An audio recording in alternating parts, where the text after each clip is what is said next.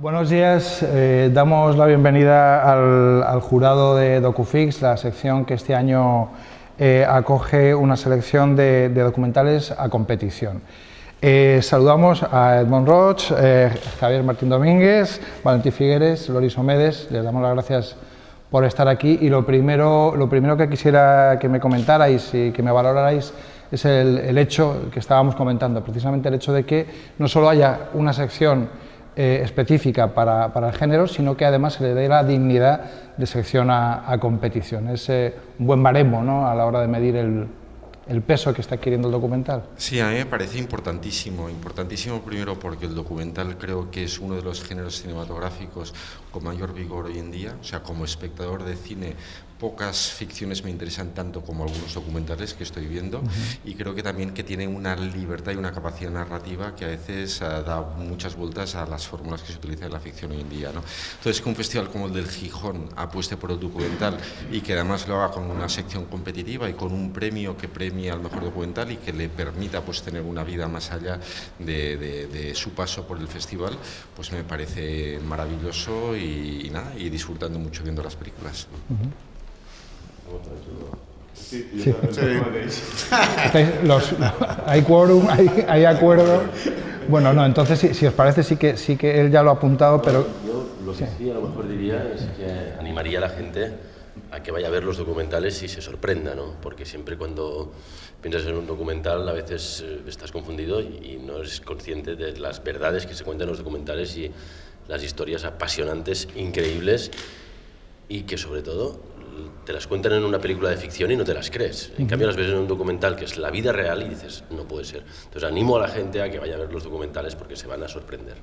Es precisamente lo que quería comentaros, el hecho de que uno asocia la palabra documental con su sillón, su siesta, sus leones en el Kalahari, donde sea, o grandes reportajes históricos de cada... No es así en este caso, en absoluto. No, porque lo que hemos ido descubriendo a lo largo de los últimos 15 años, 20 años, es que las fronteras entre lo que es ficción y lo que es documental se transgreden cotidianamente.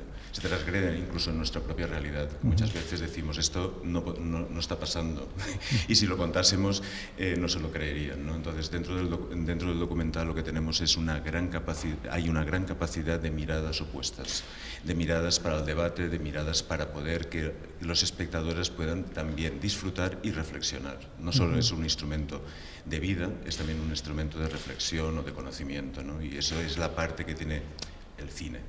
El cine en su esencia, ¿no? Sea ficción o sea documental, pero el documental sí que puede jugar con esas fronteras más fácilmente. Sí, sería como una versión diferente a la oficial, ¿no? Por esto el cine y el documental gusta tampoco al poder establecido, ¿no?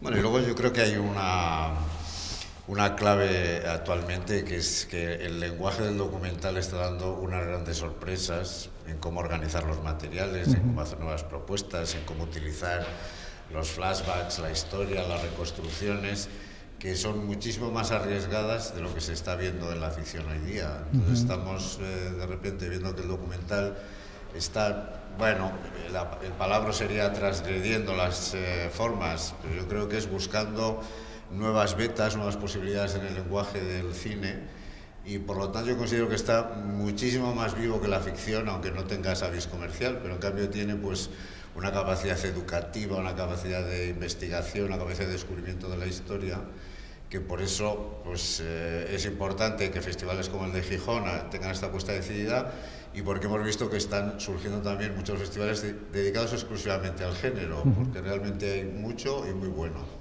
Sí, lo que está claro es que se dan esas dos situaciones, sobre todo por parte, además es llamativo, de cineastas muy jóvenes.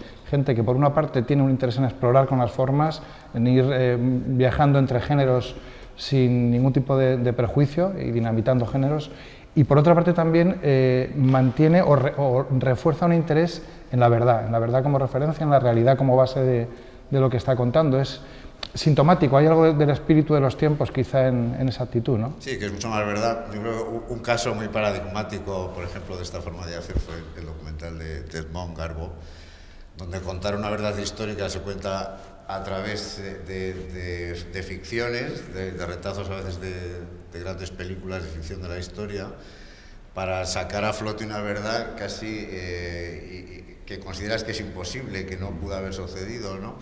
Entonces, esos límites de jugar entre la realidad y la ficción para poner al espectador ante un precipicio tremendo y tener que ver las cosas y sentirlas hondamente es una de las bazas fundamentales del género hoy día, ¿no? Yo creo que tú llegaste a un esquema de cosas bastante peculiar y que luego tuvo un resultado brillante, ¿no? Desde el punto de vista de los públicos. Sí, no, y es óptimo realmente lo que decías tú. O sea, para mí la ficción tiene que ser verosímil, pero el documental, en cambio, solo se debe a la verdad. Y hay verdades inverosímiles, que eso es el terreno abonado para los grandes documentales, y yo creo que es una de las razones por qué sea tan atractivo el documental, porque todos los que vamos al cine lo que nos gustan es que nos cuenten una historia. Entonces, las historias de los documentales muchas veces son historias tan verdaderas que son inverosímiles, y de ahí su capacidad de sorprender y dar un paso más allá y facilitar pues un acceso que la propia ficción a veces debería rebajar si quisiera pues entrar dentro de ese territorio, ¿no? No solo es que, perdón, que ibas a decir algo. No, yo iba a decir que además en el mundo hay tantas verdades, tantos países, tantas pequeñas zonas, tantos rincones inexplorados o que nunca conoceremos, que hoy en día con el material de cámara tan económico que existe, que ya no es de las élites, si cualquiera con un iPhone perdido en un pueblecito en Colombia o en cualquier río o en cualquier ciudad del mundo, cualquiera puede hacer un documental y cualquiera puede contar su verdad y contar su historia en ese sitio que de otra manera jamás sabrías, ¿no? Esa, digamos, democratización de los medios tiene que ver también con una democratización en un sentido más profundo y más político. Hay también, es una opinión mía, pero no sé qué pensáis de ello, una relación entre el auge de este tipo de narrativa en el sentido amplio, no narrativa como ficción, sino como ficción y realidad a la vez, que tiene que ver también seguramente con una desconfianza, con una falta de credibilidad en los canales, digamos, oficiales, ¿no?, de transmisión de relatos y de información.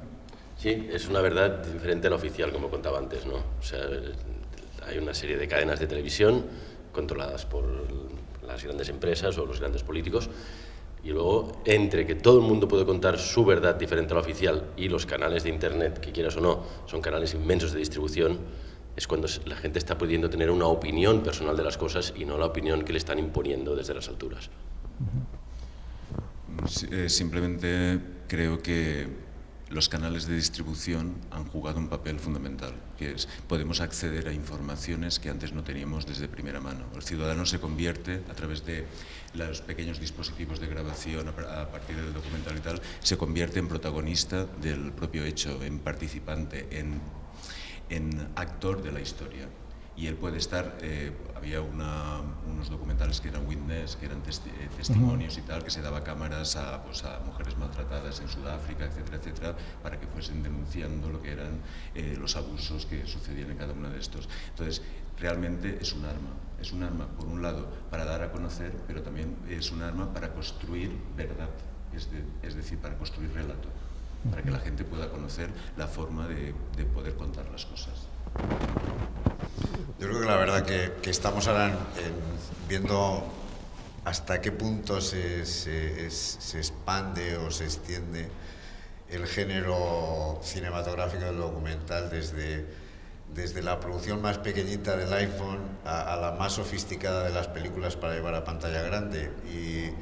Y lo bueno es que en el tiempo que vivimos están conviviendo una gama de productos bajo la etiqueta de documental que son muy diferentes y que van, sí, desde los grandes documentales sobre vida animal, que tienen una buena programación y que nos descubren muchas cosas muy interesantes, a las pequeñas grandes verdades de lo cotidiano que se consigue tener de distribución mundial a través de la red, y después a grandes investigaciones históricas, a superrodajes.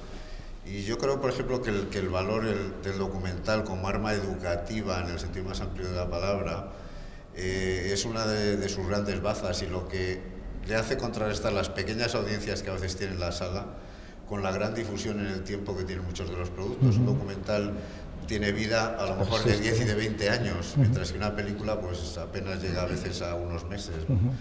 Y yo creo que nos va a seguir dando muchas sorpresas en el futuro este lenguaje, ¿no? Sí, hombre. Sobre todo es que nosotros no somos el exponente del documental. Yo creo que es mucho más apasionante los documentales, sus historias, sus verdades, sus de todo que cuatro tipos aquí hablando, ¿no? Pues mira, eso... Que es verdad que el documental es apasionante y nos supera a nosotros, es mucho más divertido que nosotros, seguro, ¿no? Incluso bañándose por la mañana temprano en la playa, ¿eh? Que alguno lo ha hecho.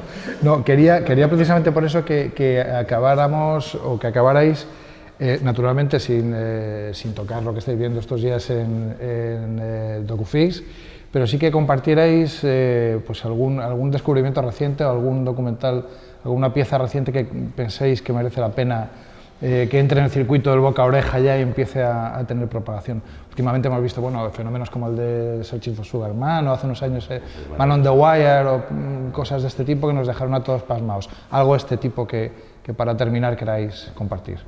Yo seguramente una de las películas que más me ha sorprendido y documentales es una que se llama Sand War, que es La guerra de la arena, y es de un documentalista francés, Denis Delestrac, que cuenta cómo se está robando toda la arena de las playas para construir, y para construir en Doha y para construir en Marruecos, cómo se arrasa con las playas, porque con la arena del desierto no se pueden hacer edificios. Y están arrasando las playas para hacer casas delante de la playa que ya no existe. Y esto es a pequeña escala en Europa. Y en Francia se han cambiado las leyes por culpa de este documental, pero en Doha y en Arabia y en todos estos sitios hay auténticas mafias de la arena, ¿no? Y es un documental de denuncia súper bien rodado y que ha conseguido cambiar las leyes. Estaba pensando qué película, qué título me hubiese gustado decir, ¿no? Entonces, por un lado, me ha venido la palabra la Shoah, el documental de Lethman, que dura unas 7 horas, que a mí siempre me ha encantado ponerme delante de una pantalla y perderme 7 horas. Pero yo sé que el público muchas veces no tiene todo ese tiempo. Pero, por ejemplo, lo último que he estado mirando ha sido España en B. España en B es un tipo de documental, webserie que se está haciendo por internet y que está en Berkami y que trata sobre la corrupción, dar conocimiento de todos los casos sistemáticos. Lo primero que han hecho ha sido sobre el País Valencià, la Comunitat Valenciana, y donde demuestra que nuestros queridos políticos es una cleptocracia, son unos depredadores, etcétera, etcétera, y da un conocimiento mucho más amplio de lo que hasta ahora conocíamos, a través de políticos, de investigadores, de un periodismo freelance. O sea, todo ese conglomerado que se transmite como un mecanismo a través de Internet nos está dando verdades que sí que las conocemos, pero como nos satura muchas veces de información, no llegamos a la profundidad, ¿no? Pues a mí me gustaría rescatar una pieza muy interesante sobre la historia de la educación en España, que es la Escuela Olvidada, en la cual se dan las claves de lo que fue el Instituto Escuela o el Instituto Escola en Cataluña, de la época de la República, que nace previa a la República, pero que tiene en ese tiempo su gran esplendor, y que cuando parece que estás viendo una historia de pasado y llena de imágenes de archivo y que aquello no fue a ninguna parte, pues después entra en la emoción de que ese sistema sigue vivo en los colegios de la República creados en México hoy día, en el Colegio Madrid, por ejemplo, que sigue en funcionamiento, y que son de esas piezas de rescate histórico, pero que demuestran lo importante que son determinadas historias para seguir siendo asimiladas y conocidas y utilizadas, ¿no? para el bien de todos. Nos queda mal. Sí, yo creo que me voy a reservar hasta que termine el festival para daros mi descubrimiento. No, la verdad es que yo digo, o sea, me encanta el documental como espectador, y el último documental que he visto pues es un documental, más allá de este festival, que ha tenido muy buena repercusión en salas de cines, que es La sal de la tierra, que creo que es un paso más allá para los que admirábamos y conocíamos la fotografía de Sebastián Salgado, ¿no? Que es un documental, yo diría, tal vez más contemplativo, pero que también te da distintas lecturas de una realidad que a veces pues por la propia fotografía pues no acabas de dar el salto a lo que está detrás de ella, ¿no? Y en ese sentido pues como todo buen documental para mí también ha sido un descubrimiento, pero ya digo, espero que en 4 días la respuesta será distinta. Bueno, espero que sí, eso significará que el material que estáis viendo merece realmente la pena. Os agradecemos un montón que hayáis estado con nosotros un ratín y, en fin, a trabajar, a seguir viendo pelis. A disfrutar. A disfrutar. Gracias.